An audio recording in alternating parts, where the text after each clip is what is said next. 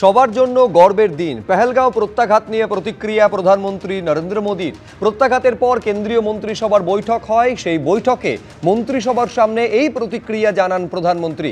Air স্ট্রাইকের জন্য বাহিনীর প্রশংসা করে গোটা মন্ত্রিসভা।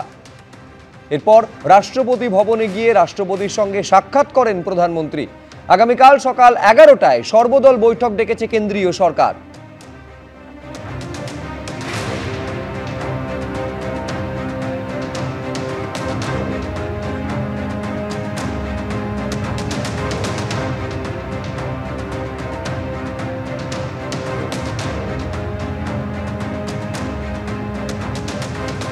দেশের সমস্ত রাজনৈতিক দল প্রত্যাঘাতের জন্য কেন্দ্র সরকারের পাশে, ভারত সরকারের পাশে আছে। আগেই এটা ঘোষণা করা হয়েছিল।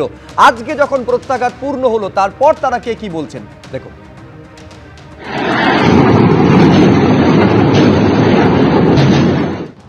वर्किंग कमेटी में हमारा डिस्कशन हुआ।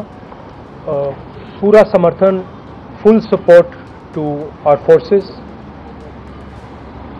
Best wishes to them, much love to them, complete support from the Congress party and the Congress working committee. ভারতীয় জওয়ানরা রাত জেগে ভারতবর্ষের প্রকৃত চৌকিদার। নরেন্দ্র মোদীজি যা করেছেন তার জন্য ভারতবাসী হিসেবে গর্বিত। সর্বত্র জাতীয় পতাকা নিয়ে আনন্দ মিছিল করা উচিত। সজাগ এবং সতর্ক থাকা উচিত, যাতে এই পাকিস্তান নামক আবর্জনাটি আর কিছু করতে না পারে।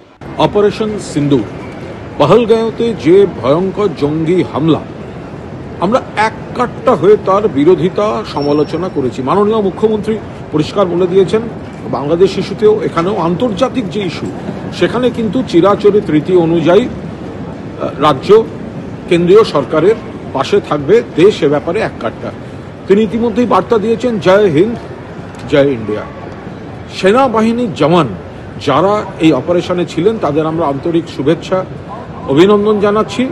সেনাবাহিনীর জওয়ানদের পাশে গোটা দেশ, গোটা বিশ্বের ভারতীয়রা রয়েছেন।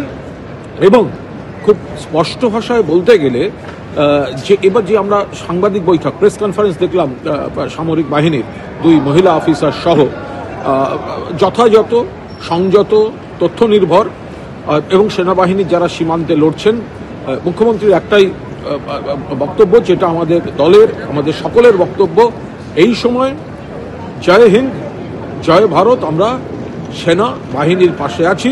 জয় ইন্ডিয়া।